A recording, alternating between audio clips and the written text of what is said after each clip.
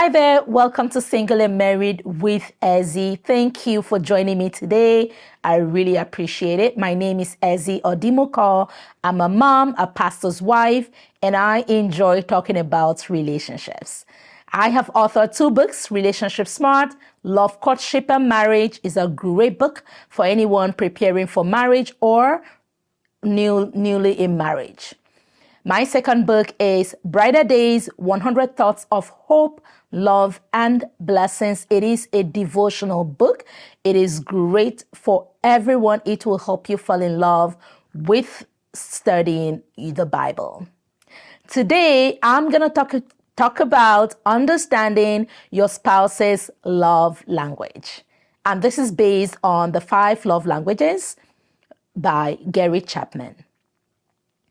Understanding your spouse's love language. Have you ever thought about when couples don't speak the same language?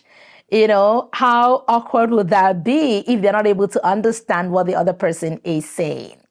Well, it's very easy not to understand your partner's love language. And that is why I'm going to be talking to you about the love languages and how to understand which one is your partner's primary love language, what they want you to speak back to them, right?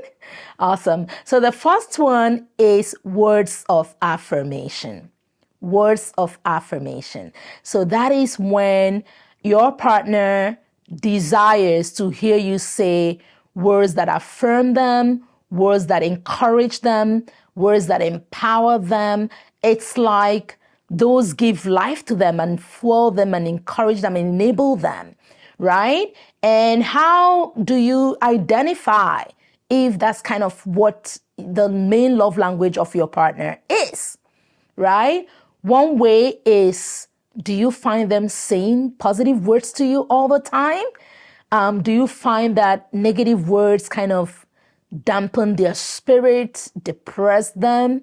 And when you speak kind words, you know, they lighten up, they are happy. That could give you an indication that is their love language. But regardless, that is such a powerful love language for everyone. Learn to speak positively. Learn to speak kindly. Learn to speak with words that empower, that encourage, that uplift, right? That help, that strengthen, that build up. Not words that pull down, words that discourage, telling the person they are no good, telling the person you regret marrying them, you know, just saying negative things that pull down a person. So that's the first one. Words of affirmation. Use it. It is free. Be very generous with your words. Say loving things, kind things, affirming things, encouraging things, nice things. Uplift them. You know, you're beautiful. You're so smart. You're amazing. You know, the way you cook, I don't think anybody cooks like that. You know, the way you care for our family, you are just the best dad in the whole world, right? You're the greatest mom. I'm happy I married you. You know, you cannot be be short of kind things to say to your partner. I encourage you to try it today. If you've never tried it, try it today. You know, avoid that criticism, avoid that sarcasm, avoid that negative word that you're planning to say, and instead replace it with something beautiful, something kind, and you will see the difference it makes in your spouse's life. Okay, we're talking about understanding your spouse's love language. The second point I want to talk about is physical touch.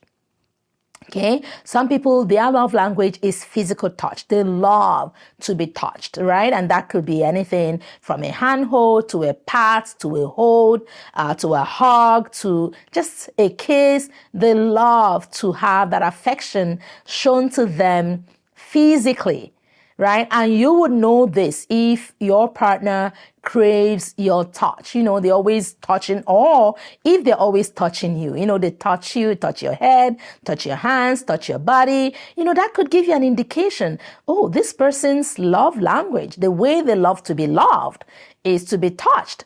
right? And so if that's the case, try it. Touch them. They are your spouse. Don't be afraid of touching your spouse, right? Touch them, hug them, embrace them, care for them with your touch. Kiss, pet, show affection that way. When you speak a language, a love language that is your spouse's love language, you're speaking to them in a love language they understand, right? And they're gonna be so blessed by that. I encourage you to try it. Now, the third point that I'm gonna share with you today regarding understanding your spouse's love language is acts of service. Acts of service. So what this means is for the people whose love language is acts of service, they like to be helped. They want to see you jumping with them in the task that they are completing and offer them help in one way or the other. Example, the person is tied up with house chores, cleaning from morning to night. They will appreciate it if you were to get in there, take one section of that chore, of that house cleaning, and do it with them.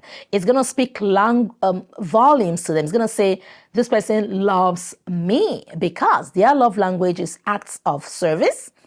They love to help, and they appreciate it and value it, and they feel that you loving them when you are helping them, right? So think of it. When was the last time you helped your spouse, right? Are they always saying, help me, nobody's helping me? That could be an indication that their love language is acts of service, right? And so it's easy. Find out. You can even ask them, how may I help you? What do you need help with? Where can I support you, right? I have this time free this week. Is there anything on your to-do list for me? Is there anything I can help you with, right? One way you can know, like I said earlier, is if the person likes to help you, that will give you an indication that they also like to receive help back, right? So don't be in a marriage where you are only receiving and never giving. Give help, give service, serve one another. In marriage, happy couples, healthy couples serve one another. I like to say it doesn't take away from you to serve your spouse, right? Husbands, you can serve your wife too, right? Sometimes she's home, you've been home all day, she's tired. You can serve her. Wives, you can serve your husband too. There is joy in serving. You can serve each other meals. You can serve each other in one way or the other. Help with the children, help with chores, help with errands, help with different things that need fixing around the house, right? Help with the yard, help with the garden, help with anything, right? Whatever is needed.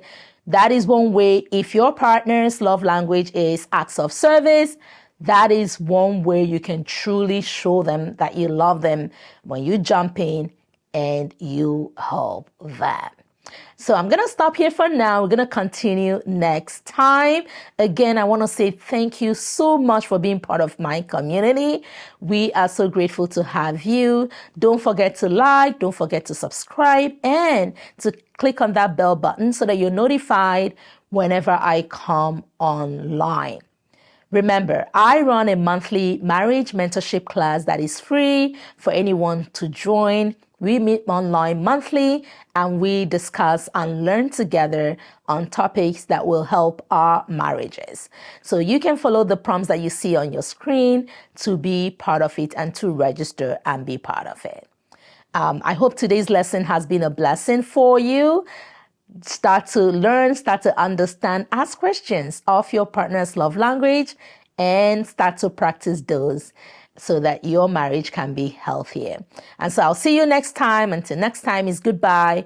God bless from Single and Married with Ezzy. Bye-bye.